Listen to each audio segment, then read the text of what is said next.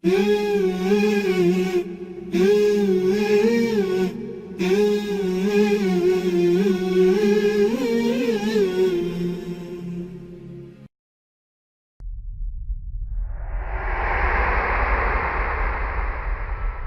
our minds have become messed up, and they're now filled with pollution. TV screens and magazines, we're beginning to look for a solution. Plastic surgery, diets and pills, but still not seeing any form of improvement. We've stacked up all these dollar bills, but still not sure what to do with them.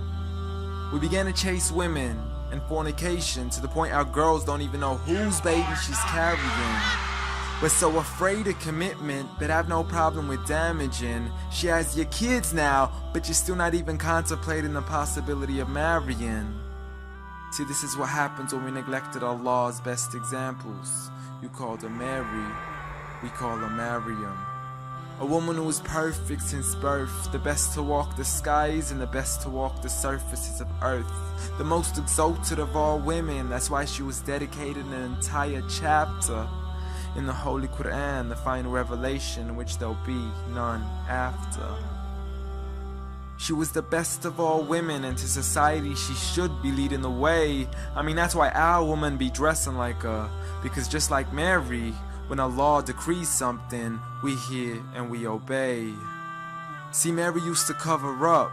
Despite everything they used to say, she would hide in hibernation, and to Allah she would pray. And when she was visited by angels in the form of men, she said, if you fear Allah, you would go away, because in the presence of men, she would not stay. But anyways, today we're taught to be against segregation before in support of all forms of liberation. To free yourself from the clothes that only lead to your degradation. Why do you gotta cover your face for? We gotta see your identification. But little do they know her identity's right there. A woman who fears Allah and commits to her religious obligations. See, I respect all women too, because that's what my religion teaches. To lower your gaze when you're walking, there's no need to check out every second woman's features. There's no need to even shake another woman's hand, because in reality, there's only one reason why a guy would be pleased to meet you. And you could go ahead and deny it, but don't blame me for stating the obvious. When the pornographic industry is worth billions, you still don't see where the problem is? Sex is embedded into society to the point we'll exploit it to merely sell a car. So you can act like this is all new to you, but you know for a fact how innocent we really are. I mean, just look at the simplistic way we're taught to dress. It's like if you dress less, then you're destined for success. You then force your women into heels and have the nerve to say that we oppress. You got it to dress up tightly, like it's an opportunity. But every time we lose our minds, it's like, see what these ladies do to me? But I'm not blaming it on the women, because we too have responsibility.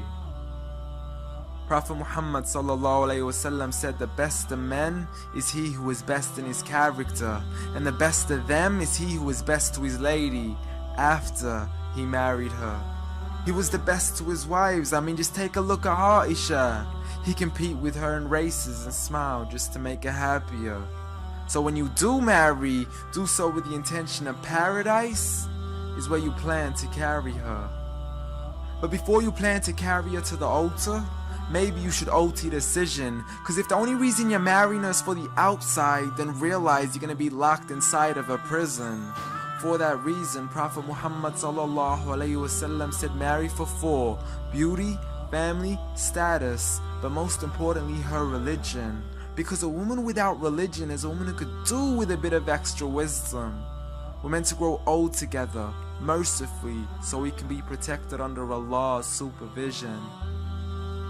But relationships are a mess, and there's no guarantees you're gonna be a survivor. So be kind to her, and know that Allah will be kinder.